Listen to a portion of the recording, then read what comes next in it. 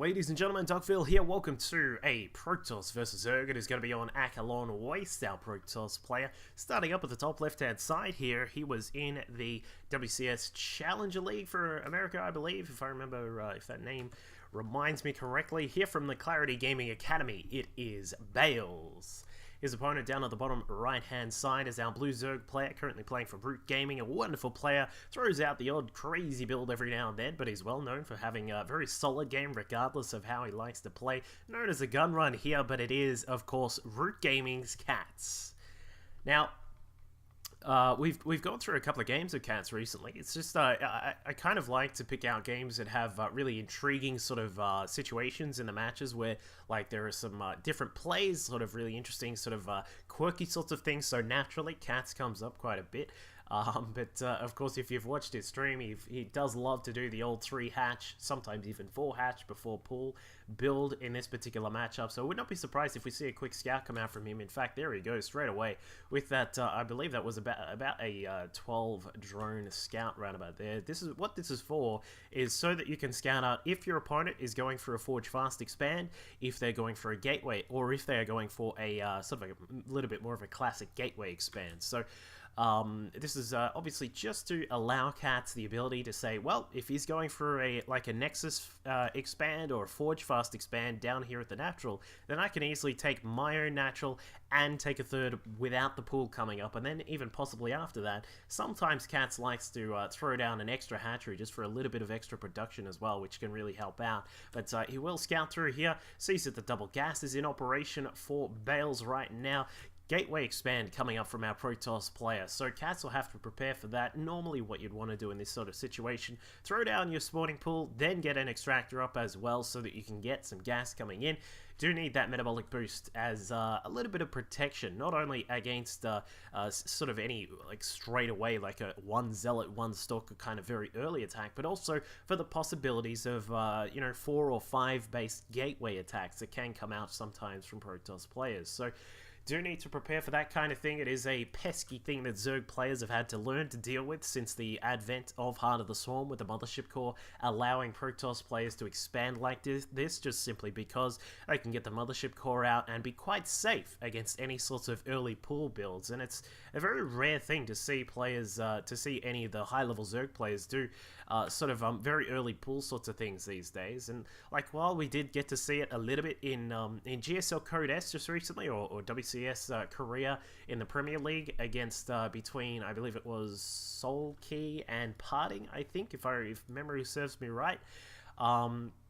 There were some, and also, actually, now that I think about it, with Lysira and SOS, some very early pool builds there, but it's very rare to see something like that. So, this is just the state of the game at this current point when Protoss is able to expand this way. Don't get to see the pools too often just because of this little gal right here, the Mothership Core, able to do a little bit of damage, not too much, 8 damage per second, or just actually under per second with that repulsor cannon. Can activate the photon overcharge on a Nexus, whether it be at the natural or in the main.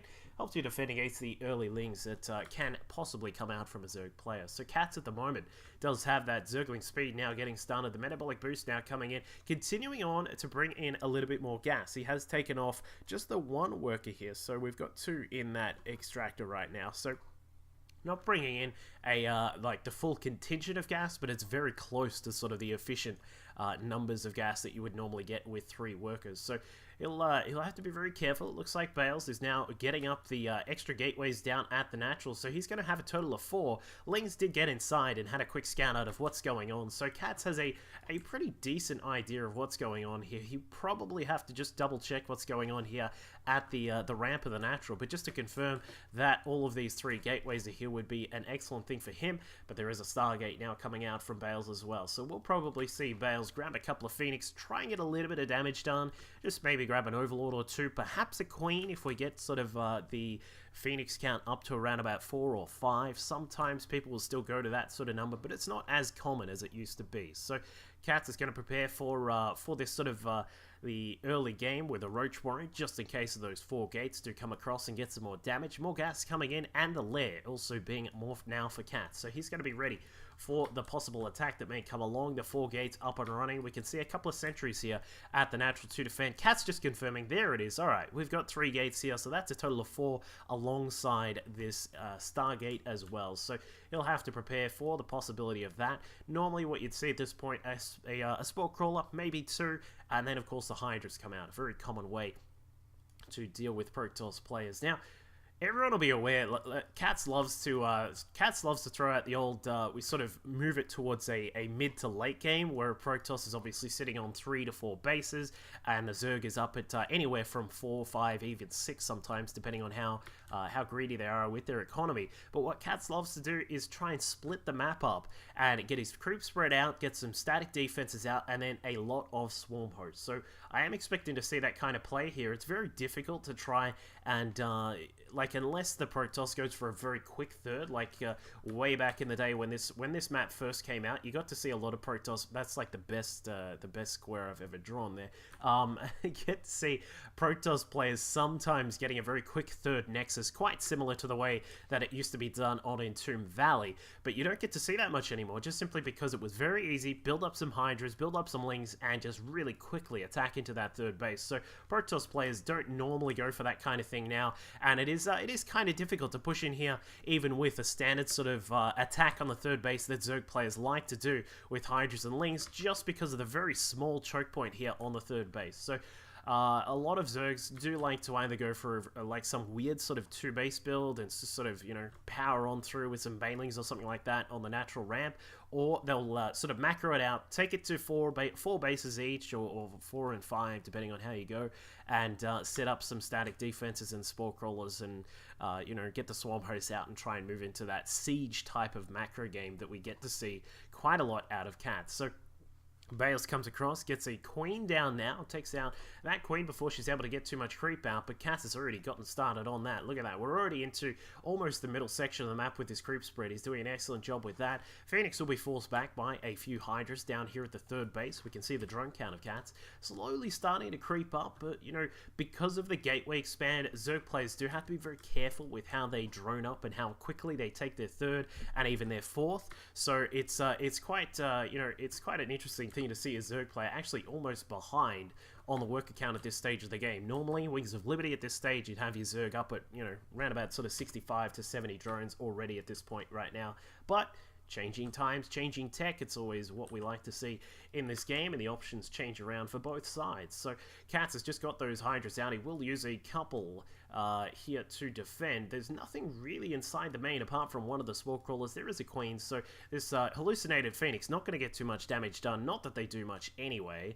There you go, just scouting through, seeing what's going on, sees the lair, the Roach Warren, he knows the Hydras are there as well, and in fact is going to be able to scout them out. Has to be very careful though, he doesn't want to push too close to those Hydras. They're on creep, they've got their upgrades right now, as we can see, they've got the Groove Spines. They don't have any attack upgrades just as of yet, but it's about to finish up, and with a few drone kills, Bales will be reasonably happy with the work that these Phoenix have done. They've done a bit of scouting, they've done a bit of harassment, and now, well, that was interesting. I thought CatZ may have thought that was a real Phoenix there, but not to worry.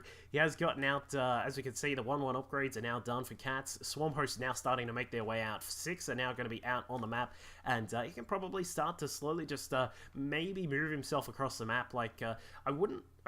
The problem with this map, I did try this once myself, is that there are so many pathways. You've got a lot of pathways like this one here, across up on the high ground as well, then down across into your third base or straight into the natural. You've then also got the other pathways that sort of lead across this way, and there's just a lot of sort of space to cover here if you are going to go for this strategy. So I'm very interested to see how CatZ is going to do this. The Spore Crawler spotting out an observer there, very nicely done. Phoenix just going to scan out that the fourth base has not been put up just as of yet by CatZ, but back at home for Bales, we've got the Colossus count now starting to creep up. A Robo Facility continuing to bring out those big boys of the ground, and of course the big boys of the sky, the Void Rays, are now starting to come out as well. And we'll see with a second Robo Facility. This is something which I think that all Protoss, if you don't grab a second Robo Facility, you're actually putting yourself at a really big disadvantage at this point. And wow, speaking of disadvantages, look at that.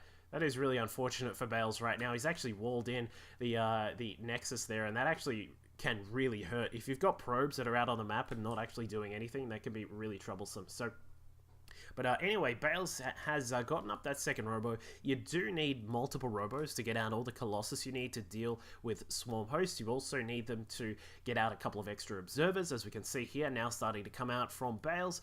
And, you know, it's just good in general, if you're sitting on 3 bases and looking to take a 4th, to have that extra production. So it's good to see that Bales has gone along that path. Is he, seriously? He's slowly going to make his way out of this hole that he's dug himself into with these probes by attacking a pylon. That is one of the funniest things I've ever seen. But the swarm host count of cats continues to grow. We've currently got a total of 13 out of the map at the moment, 5 more on the way. Enduring Locust is being researched right now, and with the 2-2 upgrades, CatZ is going to be pretty happy with this situation he's in right now. His 4th base just now getting set up, and we will probably see, is he going to... He may look to try and push in on the 4th base of Bales. I mean, it's a very narrow choke point, and you can position Swarm Hosts on the high ground, and just the Locust can slowly make their way in. That's not an arrow, that's an arrow. Alright, there you go. So the Swarm Hosts can slowly make their way inside, but I'm not sure if he's going to do that. He might just try and turtle it out. Just be very turtly with this style. You need to be careful with your Swarm Hosts.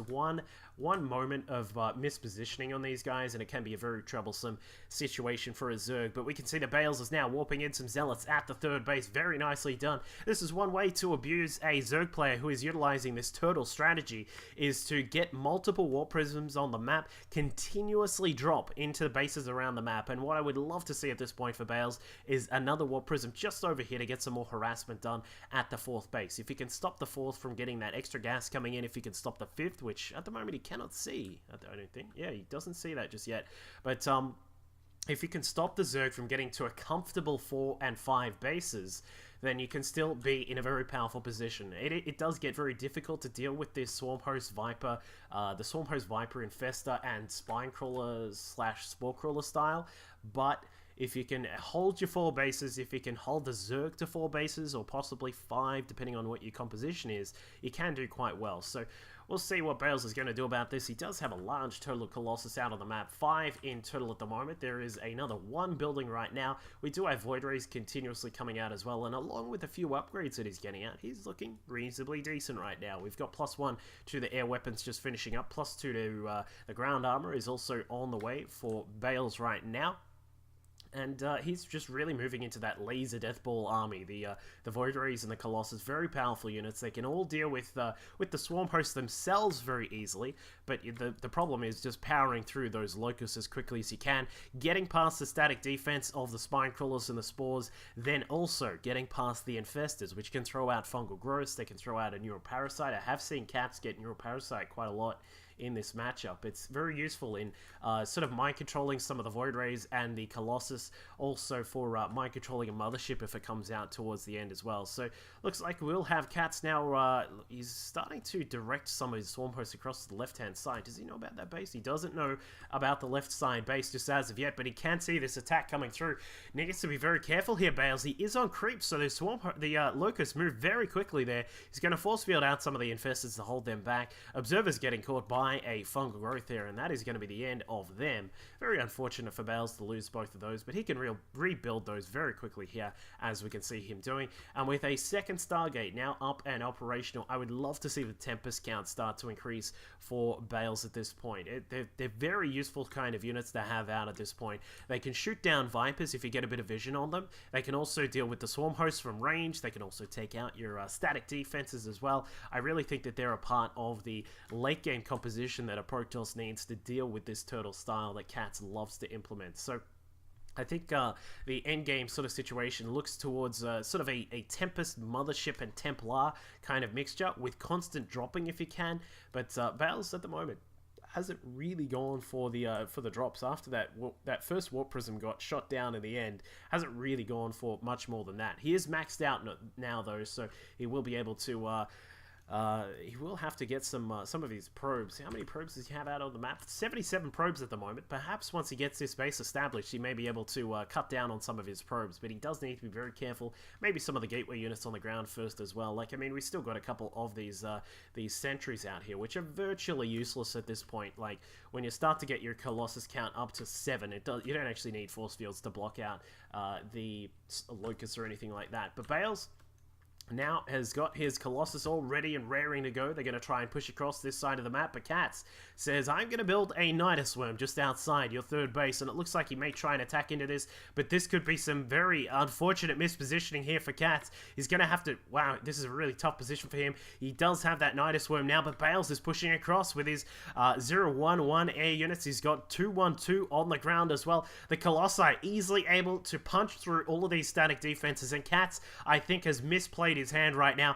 A couple of good fungals will go down on these Void Rays, but I think it may be a little bit too late here. The Swarm Host, what are they doing? Not jumping in the Nidus Worm there. Wow, a little bit unfortunate for CatZ. Just mispositioning the right click of wherever those Swarm Hosts were looking to go there, and unfortunately, as you can see, very slow to get out here and burrow down, which means that the Protoss army is able to just very quickly just push through here. The static defense is gone. The Infestors have used all their energy. Too many Colossus here, and that is pretty much it. 7 Ultras on the way. Neuroparasite being researched, and we mentioned it before, this map, I kind of feel like it'd be a little bit troublesome sometimes to do this particular Swarm Host strategy that CatZ has implemented, just because of, you know, one sort of slight mispositioning of your Swarm Host, of your static defense, and you're going to be in Trouble Town. And it looks like CatZ is certainly in Trouble Town. He's rented a property, and it looks like he is going to fall down here. I'm not sure if he's going to be able to get enough units out. These 7 Ultras on the way are going to be quite hefty, and, of course, may be able to get some damage done, but there are so many Void Rays up in the air, activating their prismatic alignment.